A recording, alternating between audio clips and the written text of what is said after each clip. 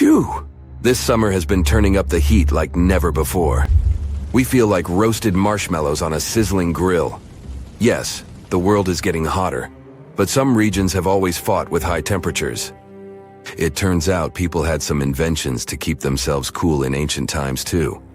Some of them are still functioning, even 3,000 years later. Let's take a look at how people saved themselves from heat throughout history. So, put an ice cube into your cold drink and get ready to hear how people survived the heat.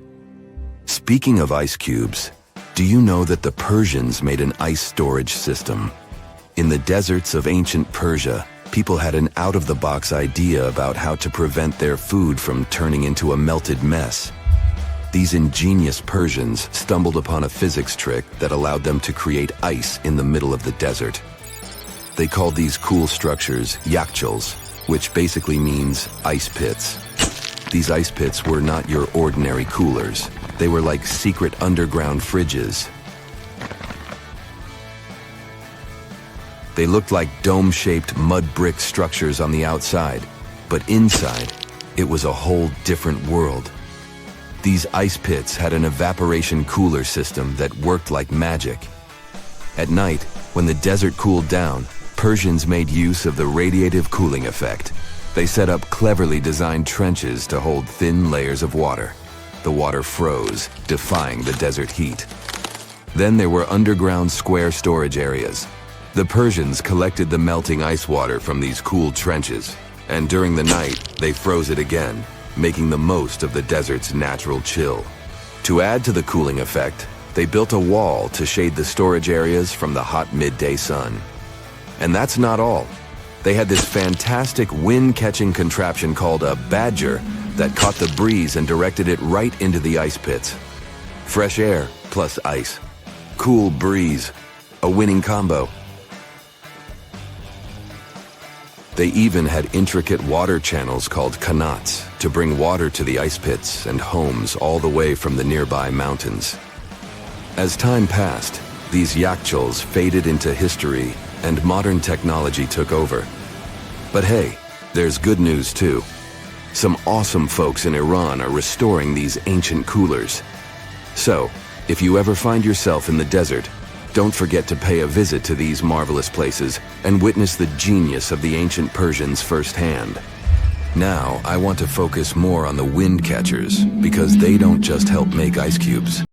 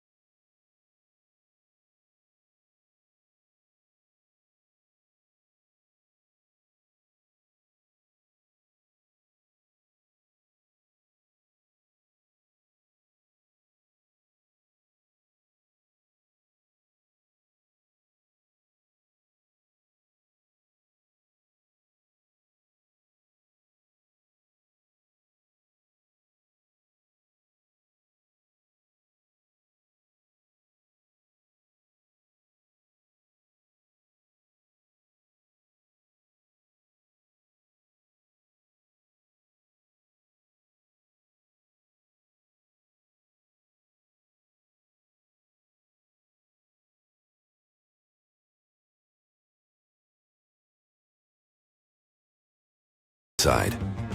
This is where the Venturi effect steps in to show off its physics prowess. As the air flows through the narrowing passage, it picks up speed, creating a difference in pressure between the inside and outside of the building. Air blowing at a higher speed gets compressed, and when released, it cools down. Mashrabia is a wooden lattice or screen used in the Middle East and North Africa. These decorative wonders are like window blinds, but they do more than just look pretty. They're smart too. They give privacy, shading you from the sun, and let fresh air and light in. Some people also add clay pots filled with water, sand, or damp straw to their designs. As hot air breezes through the holes, it also passes through the pot's porous surface. The moisture inside evaporates, cooling the air. This is a perfect low-cost technique for hot and dry climates. It's eco-friendly, and there's no need for electricity. Now, let's fast forward to today. Designers are getting creative, mixing traditional wisdom with modern tech. At the Al Bahar Towers in Abu Dhabi, they've got it too. Picture over 2,000 hexagonal panels that dance with the sun's movement, providing shade to the building's interior. Water evaporation was another secret weapon for ancient people. Simple, yet super effective. Plus, ancient Egyptians hung wet mats and curtains in doorways. When the air passed through them, it cooled down, providing a relief from the scorching sun. Ancient architects were the masters of maximizing airflow. They knew how to cross-ventilate and let hot air escape while inviting cooler air to the party. Speaking of ancient Rome, bathhouses were the place to be back then. It was like a community hub. People gathered to chat about politics, play sports, and, of course, take a relaxing dip. The frigidarium was the cool spot in Roman baths. After a steamy soak in the caldarium, Romans dashed to this giant pool to chill out. Then in some places, like Cappadocia in Turkey, people went underground to hide from the heat. They carved cozy dwellings in volcanic rock, harnessing the Earth's natural cooling powers. So the lesson here is simple. Architects and designers can create wonders by combining local traditions with smart tech. California's Death Valley boasts the highest officially registered temperature to date, with 134 degrees Fahrenheit in 1913. Meanwhile, Africa's sweltering record stands at 131 degrees Fahrenheit in Kebili, Tunisia, as noted in 1931. In Europe, the highest temperature ever documented reached almost 120 degrees Fahrenheit in Sicily in August 2021. Then, in 2022, the UK had the hottest summer of all time. Mirror check. You've got your beige parka on, your chisel is packed, and your overnight plane ride to Saudi Arabia is booked. You know what this means, right? Unfortunately, you weren't cast in the remake of Dune. It just means that you're ready to go explore the world's largest desert areas in the hopes of uncovering prehistoric secrets about our ancestors. Let's get one thing straight. If you ever thought that deserts were empty spaces, think again. They might be filled with sand as far as the eye can see, but they also hold a lot of history, you know, because before humans settled down in cities and towns, we were nomadic people, and we traveled all around the globe looking for food, water, and shelter. So we had to come up with some interesting stuff to survive. Like this thing that was found in the desert of Saudi Arabia. Do you have any idea what this could have been? Over many years, scientists have discussed the origins and use of huge structures such as these ones. It seems our Neolithic ancestors were way smarter than we gave them credit for. They didn't spend all their hours around the fire carving weapons out of stone. No, they were also practicing their architectural skills. These huge stone structures are called desert kites, because if you look at them from a distance, well, they sort of look like kites. Archaeologists have arrived at the consensus that these kites were used to lure animals in. This way, it would make it easier for our ancestors to guarantee their week's food. But that's not all. Take a look at these monolithic structures right here. They show us that our ancestors probably drew on rocks, the blueprint of what they were going to build on the ground. Just like modern-day architects, desert kites could be miles long, so they drew out a plan before actually building them. The most surprising feature of all is that these kites were built even before things such as Stonehenge. We're talking around 7,000 to 9,000 years ago. Over the last decade, scientists have been able to identify over 6,000 desert kites spread across the Middle East and West and Central Asia. If you don't think this huge, try building something this large without the help of any drones. It looks like a pretty difficult feat to me. And apparently, Saudi Arabia's desert is filled with more amazing things. Scientists have found mysterious stone structures that are older than the pyramids of Giza in Egypt. So of course, you can't wait to go check that out. Can we all agree that carrying around heavy rocks to build a pyramid without the help of modern technology sounds absurd? I mean, how on earth did they do it? Now imagine turning back the clock about 2,000 years into the past and finding humans that built similar gigantic structures in isolated areas. Take a look at these so-called mustadils. They are rectangular structures built from piled-up stones, found over 77,000 square miles. Some archaeologists believe that these monuments were used for ritualistic purposes, maybe processions of some kind, where people would walk from one end of the plateau to the other. I'd be down for that. Now let's move on to another deserted area. We're entering the world-famous Sahara Desert landscape. Isn't it beautiful? Here, you're about to unravel an ancient mystery, something that took years for researchers to solve. Fun fact, the Sahara Desert is the world's largest hot desert. It spans over 3 million square miles, which would be like putting 1,000 times the country of Hawaii next to each other. We say it's the largest hot desert because the world's largest desert area is Antarctica. But we all know temperatures over there are freezing, not the typical image of when we think of a desert. Deep into the desert, near the Algerian town of Fougeret et Zoua, something strange was found. For decades, these tiny dots appeared on images of Google Earth, but nobody could explain what they were. Some scientists were sure that these circles are the result of oil activity in the region. Others guessed that these were ancient fogeras or ancient water wells. There are dozens of them, stretching for miles and miles in a straight line. The strange thing is that they are always far away from any town, road, or human activity in general. So what was or is their purpose? If you had to take a guess, what would you say? Remember we talked about how our ancestors had to be creative in order to survive in the desert? Let's try to walk in their shoes for a minute. Imagine you're a nomadic hunter-gatherer living in a desert area. You spend your days basking in the hot sun, trying to count all the grains of sand around you. But you also need to eat and drink water. But how on earth do you get water in a desert? Sure, you can hope to keep running into oasis every week or so, but that seems a bit risky, doesn't it? That's why North African people invented the so-called fogeras. The fogeras are a 2,500-year-old irrigation system. Locals would dig deep wells in elevated areas, wells deep enough to tap into underground water. Then, they would dig parallel shafts at regular distances. This way, the water would flow from the main well down into all the shafts and irrigate entire areas. Travelers could stop by the shafts and quench their thirst. They could also raise livestock and tend to crops. Pretty clever, huh? As much as these holes did look like fogaras, a little bit of research would show you that they're not. You see, these shafts were built in a line, and not in a circular shape like the ones we're looking at now. So maybe it has something to do with the second option? Maybe these desert holes were related to oil activity in the region? Let's have a look at the holes up close and personal. From Google Earth, they don't seem that big, but in real life, they are huge craters. The tip to uncovering what they are is hidden beneath the sand. If you were one of the researchers originally uncovering the truth behind this mystery, you would have found something unique hidden in the sand. Old dynamites and vintage sardine cans. Putting the pieces of the puzzle together, scientists found that these sardine cans were a model from the 1950s and 1960s.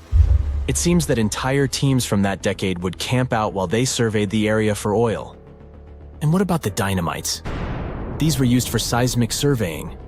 This is an old technique, used to identify if there is oil and gas beneath the Earth's surface.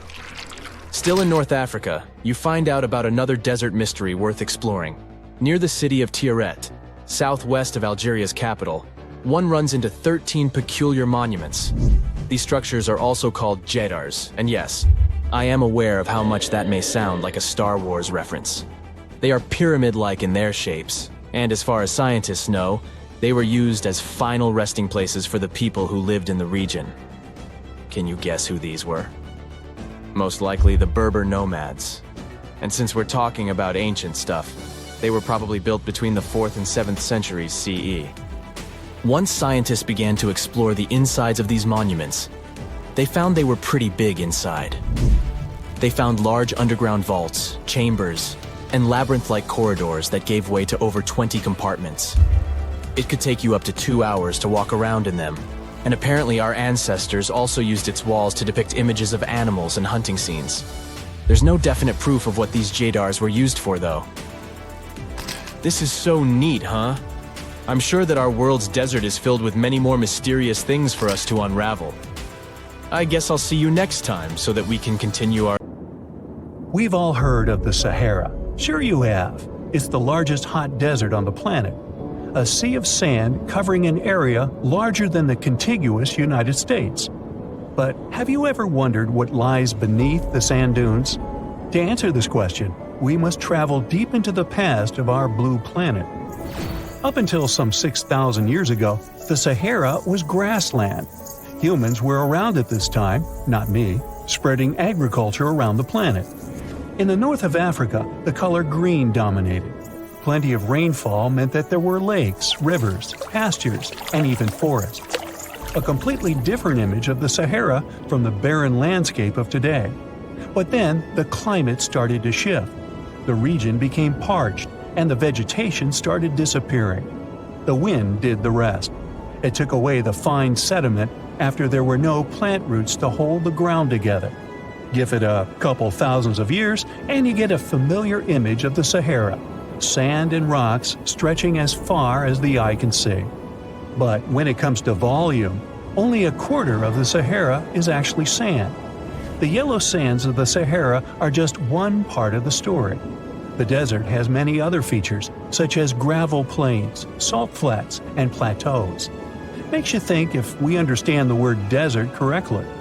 For people who study such terrains, geologists, there is only one condition for defining a desert: precipitation.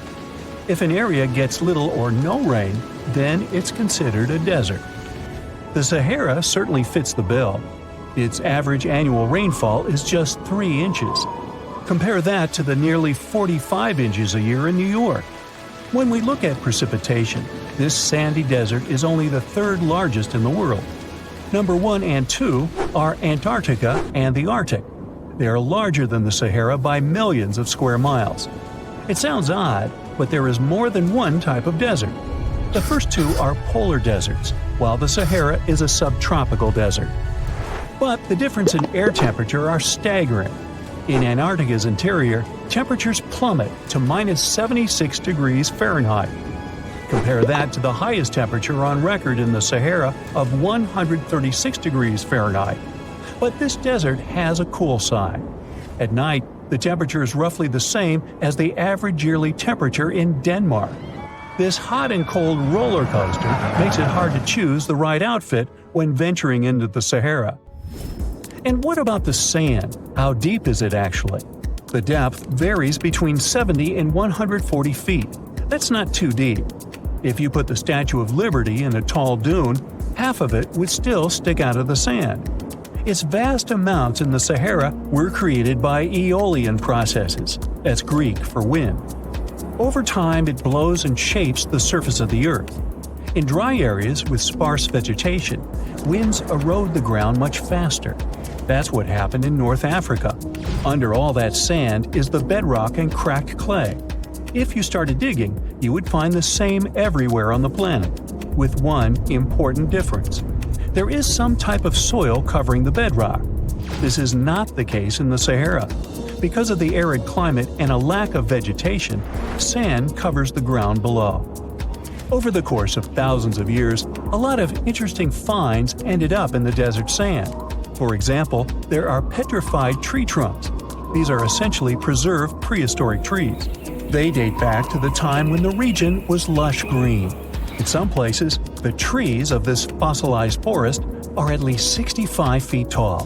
The wood is so well preserved that you can still see the texture and knots. There are even fossilized pine cones.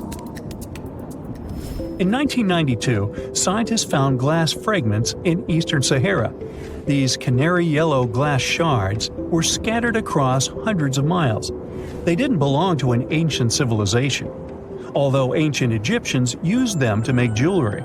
In fact, the breastplate of King Tut had a beautiful scarab beetle centerpiece made from this desert glass. For a long time, scientists were puzzled about the true origins of these fragments. They finally concluded that the glass was around 29 million years old. It is an impact tape. If that sounds like it has something to do with the word impact, you are correct. These rocks are formed when a meteorite hits the surface of the Earth. This generates a lot of heat. Scientists estimate that the temperature needed to melt this mineral was close to 3,000 degrees Fahrenheit. Apart from the regular fine-grained sand, we also have melted sand in the Sahara. But the desert conceals other unlikely artifacts. Shark teeth are a common find in Morocco, which sits in the western part of the Sahara. What are the fossilized teeth of these marine predators doing in the middle of the desert? This part of the world looked entirely different millions of years ago. There was a sea cutting right through what is now a desert. The Trans-Saharan Seaway ran the length of present-day Algeria and Mali. It was around 165 feet deep. That was enough for all sorts of aquatic animals to inhabit it. Large catfish, sea snakes, and of course sharks lived in the area. British archaeologists even unearthed a turtle shell in Mali in the 1980s. For centuries, there was even an entire city hidden under the desert. Timgad was a Roman outpost constructed by the Emperor Trajan around the year 100 in the current era. For various reasons, its residents abandoned it around the year 700. The sands of the Sahara soon engulfed the city. It had remained hidden for nearly 1,000 years. Then, in the 1700s, a Scottish explorer started digging out the city. His team first uncovered a sandstone triumphal arch 40 feet high, similar to the ones we can see in Rome and Paris today. An amphitheater soon popped out of the sand, and it was followed by well-preserved statues of Roman emperors. The Scotsman's find was so impressive that no one believed him at first. It took 2 more centuries for archaeologists to fully excavate the city during the 1950s. The site covers a surface as large as 10 polo fields. The ruins reveal the full mastery of Roman city planning. All the streets meet at a right angle in what is known as an orthogonal grid. You can find the same layout in modern cities such as New York. Historians estimate that during its heyday, 10,000 people called Timgad home. Different nationalities lived here, from Romans to people of African descent. Today, more than 2.5 million people live in and around the Sahara. They are spread across 11 countries in total, and their living space is growing. The desert is 10% larger than it was just a century ago. This process doesn't involve sand pouring out of the Sahara. The ecosystems on the edges of the desert simply change over time. The wind blows the soil away and vegetation dwindles. The perfect conditions for the formation of a desert landscape. These changes are happening in the Sahel, a region south of the Sahara Desert. That's why the African countries have recently come together for a project called the Great Green Wall. The primary goal is to stop the desertification of the Sahel and hold back the sands of the Sahara. Their plan is ambitious and involves planting a wall of trees from the west to the east of the African continent. The proposed forest is not only going to be long, but wide as well. The Sahara and the Sahel share a historic bond. Since antiquity, camel caravans have been making the journey from Africa's Mediterranean coast in the north to the savannas in the south. The golden age of this trade kicked off in the 9th century. The perilous journey took several months to complete. The route was 2.5 times longer than the length of the Grand Canyon. Explorers still find evidence of these ancient caravans hidden away under the sands of the Sahara. The desert welcomes you with challenging conditions of abandoned environments and extreme temperatures.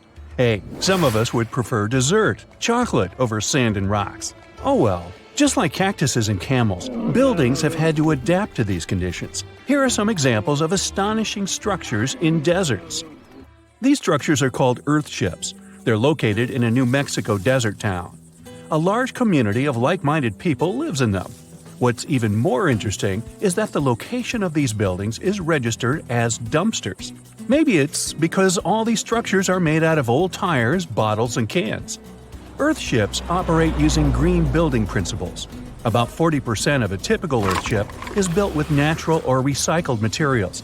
Imagine the walls made up of hundreds of used tires packed with dirt. Then there are layers of floor-to-ceiling passive solar windows. They gather the sunlight during winter and reflect it in the summer to keep the structures at a reasonable room temperature. You can see plants in corridors and glass bottles or aluminum cans stuffed inside walls. Certainly a distinct house in many ways. Mike Reynolds is an architect who noticed the alarming waste and consumption levels in the 1970s. He designed a fully sustainable home out of cans back then. Almost 40 years later, he becomes the one who brings together all the other earthshippers. Reynolds drove a Mercedes, but it ran off of the vegetable oil he picked up at fast food restaurants in town. A standard 2-bedroom, 2-bathroom earthship costs about $250,000 in this town. Yet there are earthships like Dobson House that can cost as much as $1.5 million. If you do it yourself, with family and friends, you can eliminate the cost of labor, and it becomes relatively less expensive.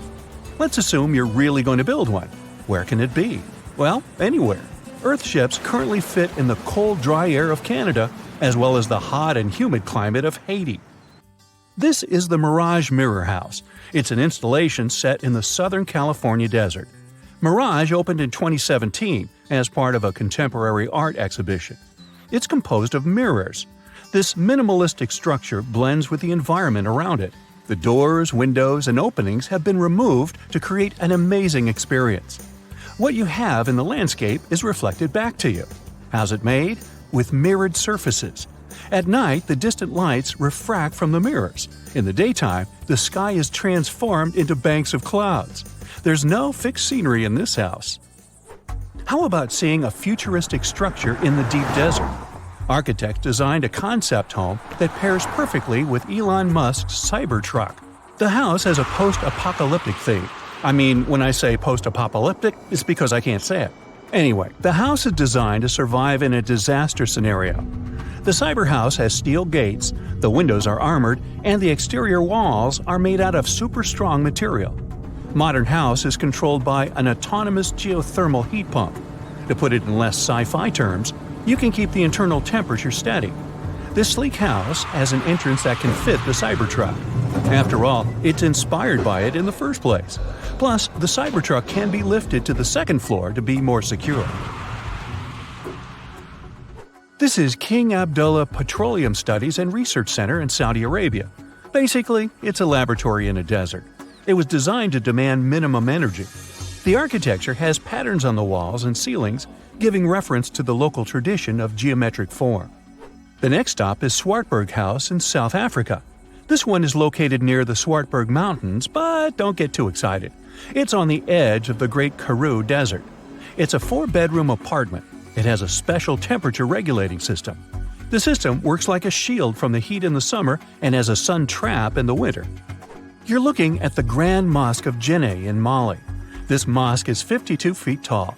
This is impressive because it's made of only sticks and a special mix of mud and other natural elements found in the desert. Petra is an ancient city hidden in the Jordan Desert. The structures are carved directly into red, white, and pink-colored sandstone cliff faces. It's located among the canyons and mountains near the desert. The place was a trade center many years ago. You might already see pictures of the impressive facade of the treasury. This structure still holds many mysteries in it. For starters, scientists can't explain how the Nabataeans managed to create such a structure thousands of years ago. Did you know that there's another mysterious place in the middle of the desert that has a similar structure to Petra? Medallion Saleh was like a second capital of the Nabataean kingdom.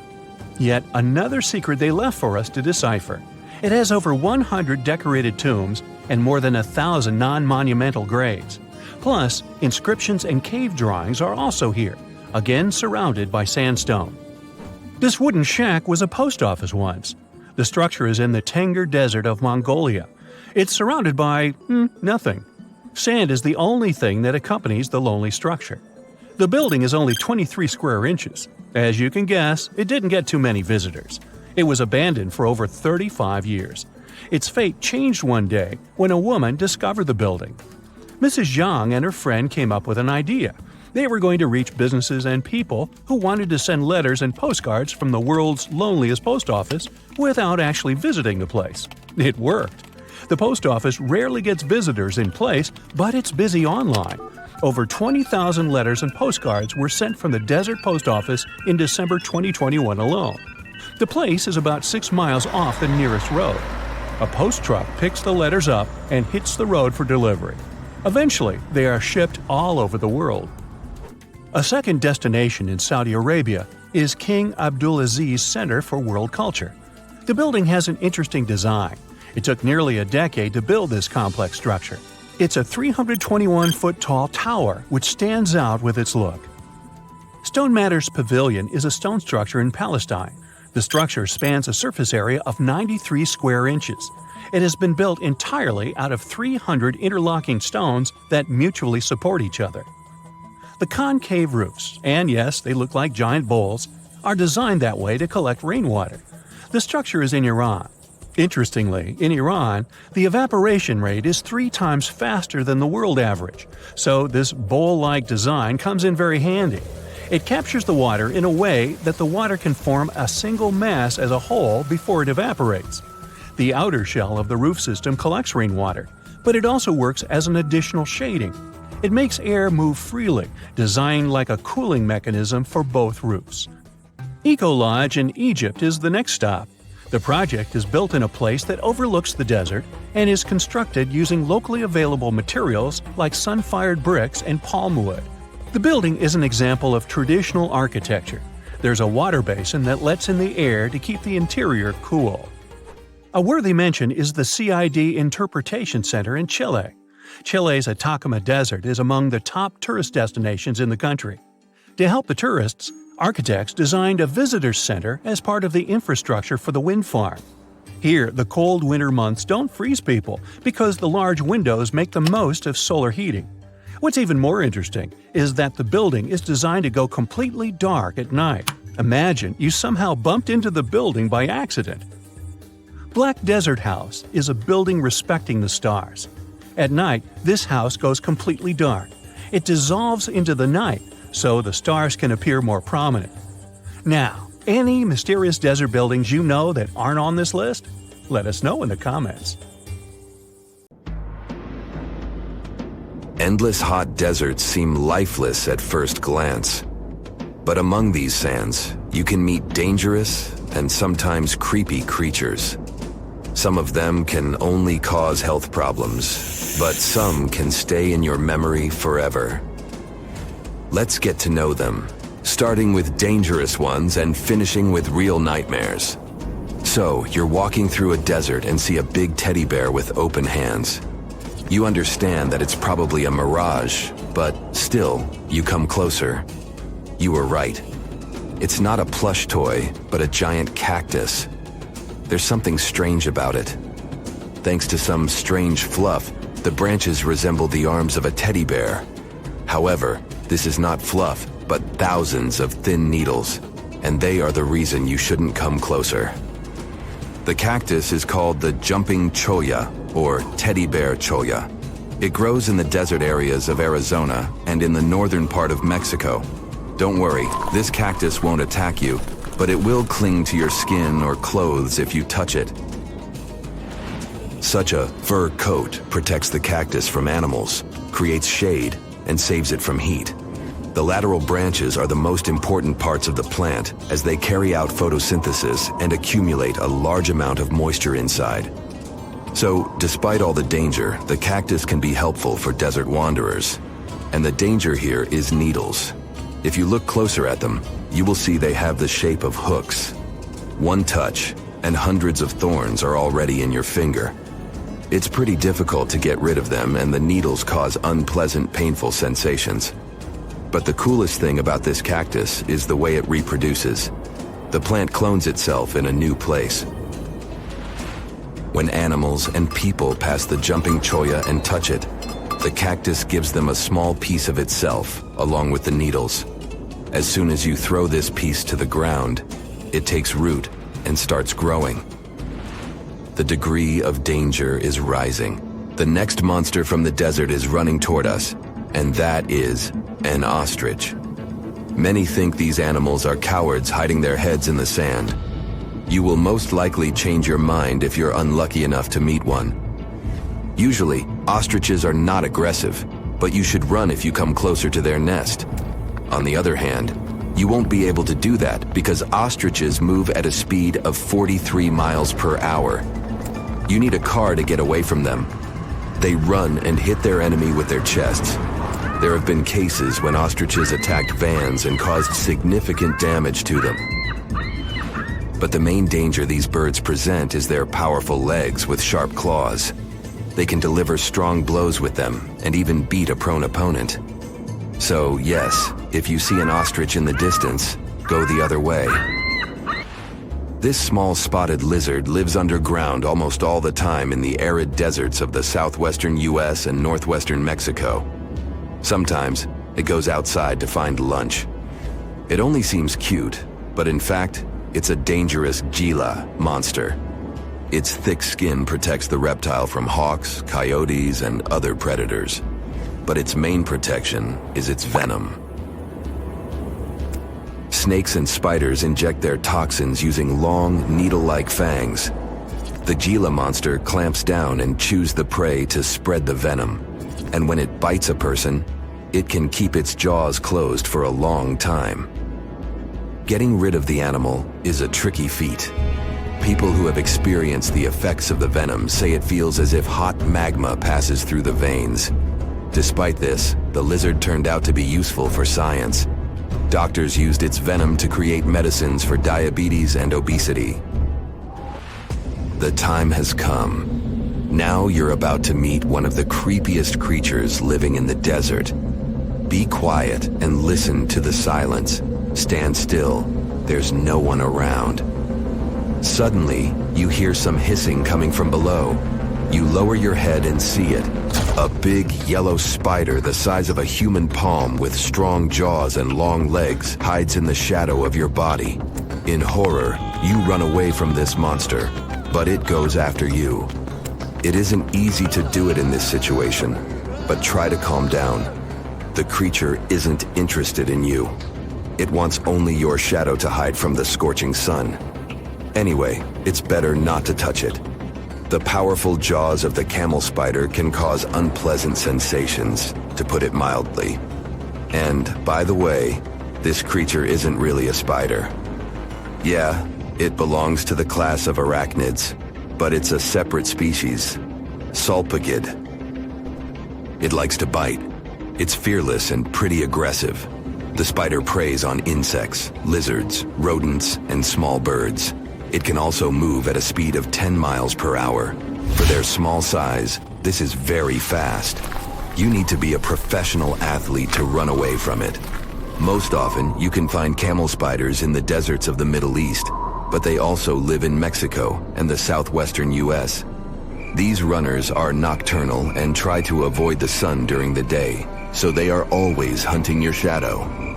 By the way, they got their name because they often hide in the shadows of camels.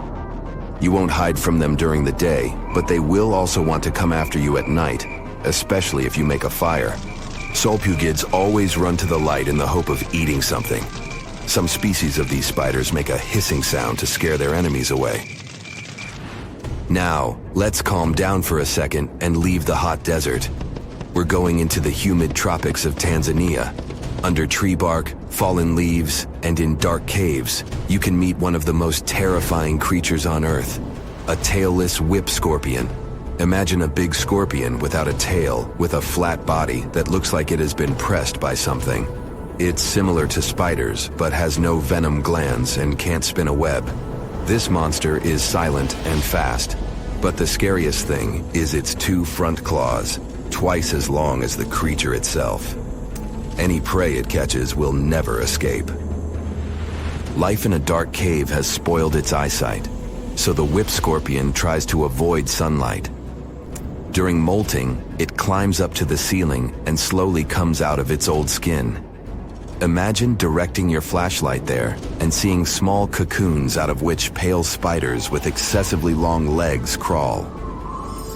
If you really meet it, be calm and slowly go away as far as possible. Be careful. The flat scorpion can crawl under your clothes in a second and bite you in the stomach. And that's not the worst part. Okay, this is a joke. This pretty guy is one of the shyest and most harmless creatures among spiders and scorpions.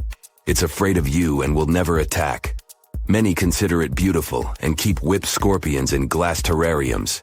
If you want such a pet, carefully watch it so that it doesn't run away from its house. If it happens, it will be pretty challenging to catch it again. In a matter of moments, it can get under your bed or go through gaps in the floor. Then it'll go to your neighbor's apartment through a ventilation system and scare people there. Okay, how about one more scorpion? It's not as creepy as the other creatures in this video, but it's the most venomous scorpion in the USA. This is the Arizona bark scorpion.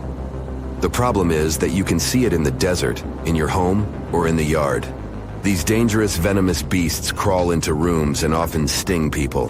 One time is enough to cause pain, similar to a bee sting, but someone with an allergy may experience paralysis, breathing problems, and other health issues. As an experienced sailor and the first man to ever sail non-stop on his own around North and South America, Matt Rutherford has seen a lot during his voyages. But what he saw in 2013 while sailing through the waters of the Atlantic with his colleague surely stands out. Some 800 miles off the coast of Bermuda, not far away from the famous Bermuda Triangle, they noticed a boat that seemed to be moving by itself. The sails weren't up and the motor wasn't running. The sailors decided to check if there was someone who needed their help aboard, so they moved closer to the mysterious ship. Once they got there, things only got weirder, as they realized there wasn't a living soul aboard. Rutherford started filming to document their discovery. The boat looked so awfully abandoned that they expected to find some pretty scary things in there. But it didn't stop Rutherford from searching the vessel. The boat, which turned out to be named Wolfhound, looked like an upscale one, probably costing hundreds of thousands of dollars. It was pretty weird to find it floating by itself in the middle of the ocean. It seemed like whoever abandoned it was leaving in a rush. There were clothes and other personal belongings all over the main cabin. Some parts of the ceiling had fallen and some drawers had popped open. The brave sailors decided to tow the ghost ship back to Bermuda. It wasn't easy because Wolfhound was bigger and heavier than their boat. After days at sea, the crew was running low on fuel and asked a passing freighter to stop and give them some gas. They kept pulling Wolfhound until the tow line got wrapped around the rudder and they realized they could get stranded in the Bermuda Triangle. So they had to abandon the ship. What really happened and how Wolfhound ended up in the middle of the ocean will probably remain a mystery. Rumor has it that it belonged to a member of the Royal Irish Yacht Club. The ship was going on its first voyage from Connecticut to Bermuda and then Antigua. It got in a terrible storm around 400 miles away from Delaware. The winds were so strong that the yacht suffered 2 knockdowns. A Greek cargo ship rescued the crew. They left the ship with an emergency beacon on. The rescued crew members shared that they saw the ship sink, which only adds more questions to the story. How did it get back to the surface? Does the Bermuda Triangle have anything to do with that? Christopher Columbus himself reported some unusual compass activity going on in this mysterious area while he was on his way to the New World. Despite the stories of more than 50 ships and 20 planes disappearing in the area, it remains one of the most heavily traveled shipping routes in the world. Some skeptics believe that this fact solves the Bermuda Triangle mystery. It could make sense because the busier the area, the more accidents happen there. But then again, it's not the number of disappearances that makes the place so mysterious. It's the lack of explanation and wreckage lost for good. The first ever confirmed ship to vanish in the Bermuda Triangle was the USS Pickering. In 1800, it departed from the US on its way to the West Indies. The ship sailed into the Bermuda Triangle along with its 90-man crew. No one ever heard anything from them ever since. The popular explanation is that the ship was taken out by a storm. But because no one found any wreckage, we'll never know for sure. The largest ship that has ever disappeared in this mysterious area was the USS Cyclops. In March 1918, carrying a crew of 306 people, the USS Cyclops left Barbados and headed home to Baltimore. The ship passed through the Bermuda Triangle on its journey and vanished into thin air, or rather, water. The Cyclops never sent any distress signal and disappeared without any explanation or trace. The Bermuda Triangle isn't the only place in the world where ships go missing or mysteriously resurface. One of the most famous ghost ship stories would be of SS Bygone. The large cargo steamer was built in Sweden.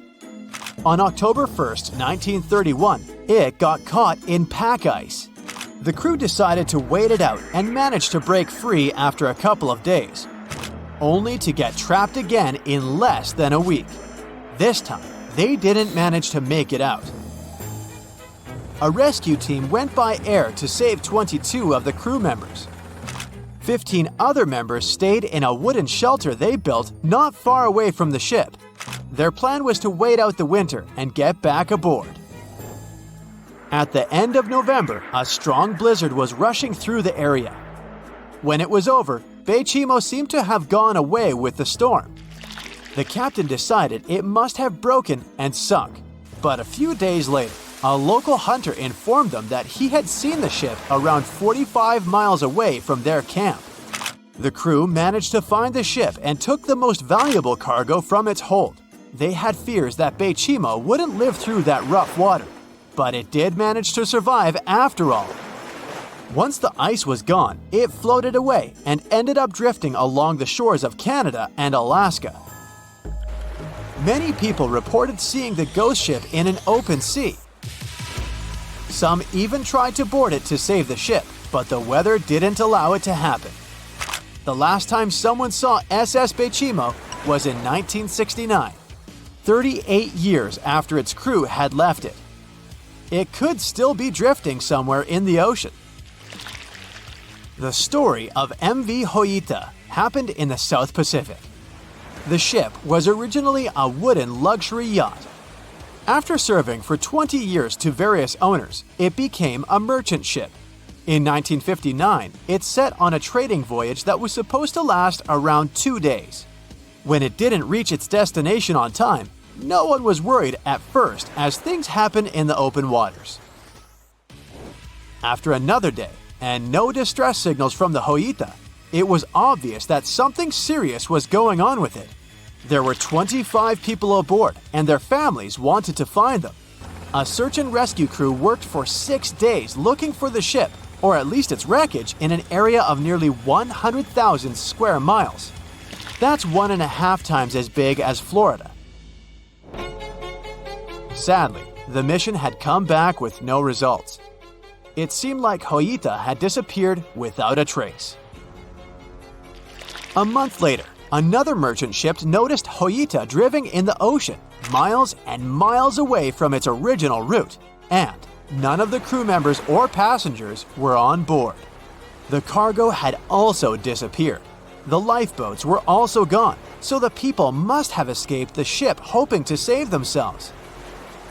It turned out that the crew had been trying to get help as they tuned the radio to the International Distress Channel. But the damaged cable didn't let them send the signal any further than 2 miles. It also looked like when they were leaving the ship, the crew took the logbook with them, and we still don't know what exactly happened to Hoyita. Family members of those who were on board are still looking for answers. One professor claims it must have been a corroded pipe that leaked and flooded the vessel, but we'll most likely never know for sure.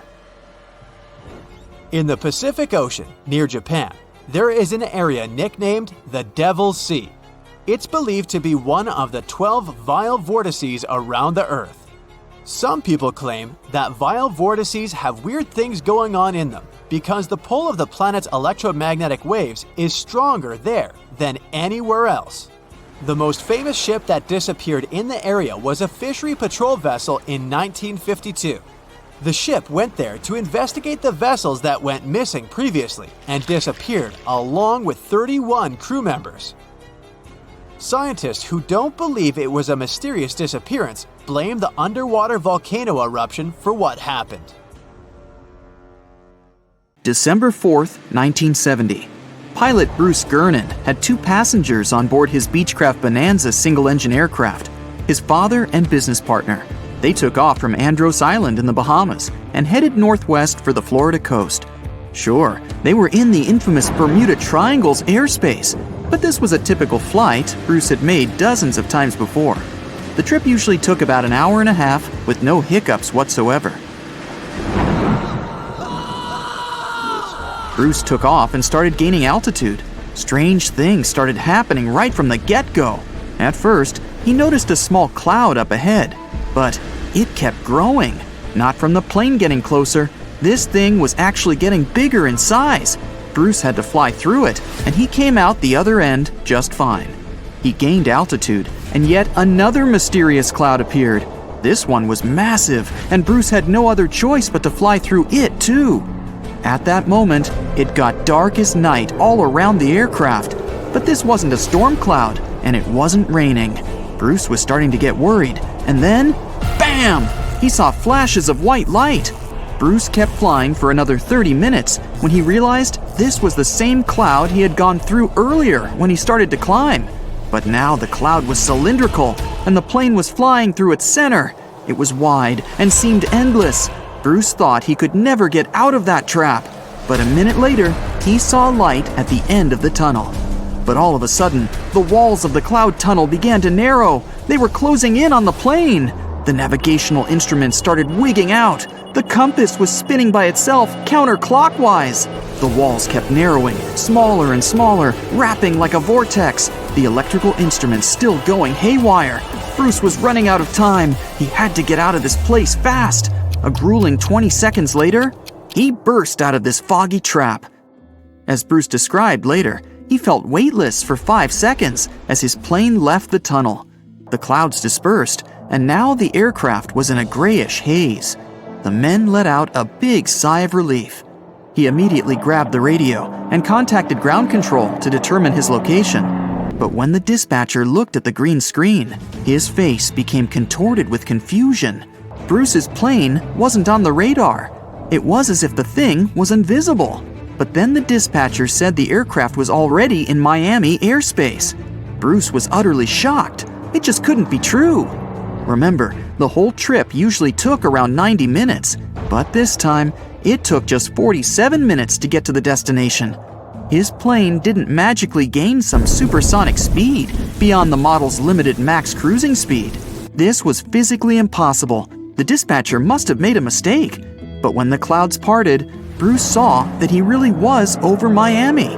The plane landed safely, and it was time to try and solve this mystery. Bruce checked the remaining fuel and his watch. After a short calculation, he was only more confused. The plane hadn't gone through the amount of fuel it should have. Archive records show that 84 sunspots were recorded that day, as well as a huge solar wind. This would cause disturbances in the Earth's magnetosphere that could throw off the plane's instruments and radars. But so far, no one has been able to explain how the plane got to Miami so fast. Maybe in the future, the truth will be revealed. In the meantime, it remains another mysterious riddle of the Bermuda Triangle. It was the wealthiest and most beautiful city ever to be seen. Stepping through its central gate alone would take your breath away with its elaborate decorations and towering marble statues. Everywhere you'd look, you'd find yet another marvel of civil engineering and cultural prowess. Yes, the lost city of Atlantis was truly the pinnacle of ancient civilization. That is, if it ever existed. Since it was supposedly swallowed by the sea in its entirety, it's no wonder some curious minds linked it to the Bermuda Triangle, another subject of endless mystery in popular culture, suspected of swallowing quite a few missing planes and ships. In the late 1960s, it's said that a group of treasure hunters stumbled upon the remains of an ancient city while diving in the Bermuda Triangle off the coast of Miami. Not only did they claim to encounter some intricate-looking ruins, but they also claimed that they found a glass pyramid there, larger than any other pyramid ever discovered in Egypt. A huge glass pyramid on the bottom of the Atlantic Ocean? No, that story turned out to be a hoax. Nevertheless, we do know that strange phenomena are still happening in the Bermuda Triangle, like volatile water currents or even the occasional vortex. When anyone mentions the Bermuda Islands, this mythical triangle is often the first thing that comes to mind, due to all the mysterious disappearances or unexplained malfunctions. But there's a lot more to this territory than one mysterious triangle. Let me tell you about it, just in case you might want to visit.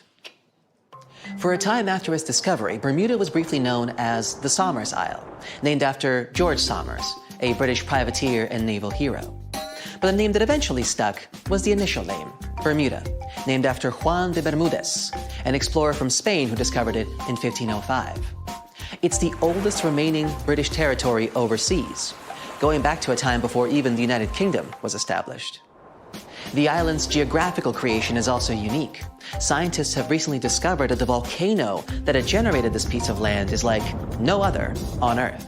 Since it has pleasant weather almost all year, it's a great place for golfing, sporting 8 world-class courses, often frequented by famous golf players or celebrities. You might just run into one by accident, if you're lucky. If you're more of a music fan, you would be interested to know that John Lennon got the inspiration for about 25 of his songs right here on this island, including classics such as Watching the Wheels, Woman, and Just Like Starting Over. Bermuda's official online travel guide even provides a Lennon-inspired itinerary, taking you from the Bermuda Botanical Gardens to the Masterworks Museum of Bermuda Art to Front Street, a district well known for its very active nightlife. William Shakespeare himself has an interesting connection with this island. His famous play, The Tempest, a story about a shipwrecked crew that end up on a magical island where they are tormented by an old man and his servants, was initially going to be set in the Mediterranean. But after learning about a real-life shipwreck in Bermuda, Shakespeare was supposedly inspired, and so moved the setting here. The island is also home to some fascinating animal wildlife. On hot summer nights, a special insect that glows in the dark, called the Bermuda fireworm, can be found in protected bay areas. There's also a unique species of birds here, the cowhouse, also known as Bermuda petrels. Believed to be extinct for about 300 years, they were rediscovered back in the 1950s, and a sanctuary was built for their protection. Currently, there are about 300 of these birds in Bermuda, total. Some of the first sailors to end up on the island at times reported strange sounds coming from inland and the surrounding waters after sunset. They even described what they heard as children screaming. So, of course, they thought it must have been because of witches or sea monsters. It took a little more time and research to figure out the sounds were coming from the cowhouse. These birds emit a very specific sound that can be easily confused with distressed human noises. Just as the Netherlands are famous for their tulips and Brazil for its coffee, Bermuda is well known for, drumroll please, onions. Yes, Bermuda used to export an amazing amount of onions back in the day, and the general quality of the vegetables produced here is said to be very high. Bermudians, that's how people living in Bermuda are called, are so proud of their onion heritage that when the clock strikes 12 on New Year's, a giant-sized onion decorated with beautiful lights is dropped in St. George's Town Square to usher in a new year. This is a big part of Bermudian tradition, as their onion heritage is a point of pride for the Bermudian people. The community of Bermuda is known to be tight-knit and to be very friendly and sociable. It's common to say hi to everyone on the street, even if you aren't properly introduced. Not greeting people when entering a shop or jumping into a bus is actually considered rude, so be sure to get accustomed to locals saying hello when paying a visit. Another fascinating aspect of Bermuda is its architecture. The houses are all painted in bright, zesty colors. Bermudians take very good care of their homes, even repainting them every 4 to 5 years. And they can even choose the color of their house without any limits. The roofs, however, are a completely different story. When visiting, you will notice that they are all white and terraced. Here's why. Since there is no public water system in Bermuda, people living here have to collect their own water. And that's what the roofs are for. Rainwater is collected on the roofs and then funneled into water tanks for storage and future use. That's why it's so important that the roofs remain white. Not only is it much easier to spot debris on a white surface, but the white cement also helps with sanitizing the water. What about transportation? Well, only residents can drive a car here, and only a single car is permitted per household in terms of ownership. So if your trip itinerary includes renting a car, you may want to rethink it. If riding a bus is not your preference, there's always the option of renting a scooter.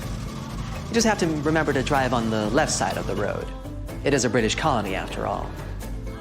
This wonderful location is also one of the few places on Earth with pink, sandy beaches. Because it's surrounded by coral reefs that are responsible for the special red pigment, Bermuda is home to some of the most spectacularly colored beaches in the world, such as Horseshoe Bay Beach, West Whale Bay, or South Shore Park. For those interested in more of a culinary experience, Bermuda has some interesting local dishes to explore. Its geographical location and the fact that it's surrounded by water mean that most local courses are based on fish and seafood. Here you can get a nice codfish breakfast, a Bermuda fish cake, or their famous Hoppin' John, a dish made with black-eyed peas, sliced sausage, bacon or chicken, Bermuda onion, of course, and some brown rice, often seasoned with garlic and thyme. They do this last one for special occasions, like in January, during the Bermuda Restaurant Weeks, a culinary festival that you'd better not miss if you love a good feast. For a place to chill with a fantastic view, Bermuda offers 2 historic lighthouses, each with its own delightful peculiarities. To get to Gibbs Hill Lighthouse, for example, you would have to make a long pilgrimage up 185 steps. There's no elevator to get you there, so be sure you're properly hydrated before starting the journey. The panoramic view of the ocean, however, will make up for all the effort. There is also St. David's Lighthouse, which is known as an ideal spot for whale watching. Particularly in March and April, humpback whales generally pass through these waters as they travel north to their feeding grounds in Canada. The National Museum of Bermuda also provides an array of unique experiences, such as the Dolphin Quest. Through this program, tourists have the opportunity to view, meet, and interact with dolphins in a sheltered, natural ocean lagoon environment. Searching for the best hidden Instagrammable spots? Then Crystal and Fantasy Caves is the place for you. They were actually discovered by accident in 1907. 2 young boys, Carl Gibbons and Edgar Hollis, lost their ball while playing cricket. When one of the boys went down a hole to get the ball back, he discovered this magical place full of crystal formations surrounding a beautiful lake. Crystal and Fantasy Caves attract a huge number of tourists each year, and through a number of recently constructed bridges, they are now more easily accessible. Be sure to wear comfortable shoes, though. There's lots of other geographic, historic, and cultural attractions I could talk about, but I think you get the gist. Bermuda is a lovely and vibrant island paradise that offers so much more than conspiracy theories about missing planes and lost cities. The weather is pleasant, the people are friendly, and there's so much to do on this beautiful island. So what are you waiting for? Book a flight today! Just a suggestion, of course.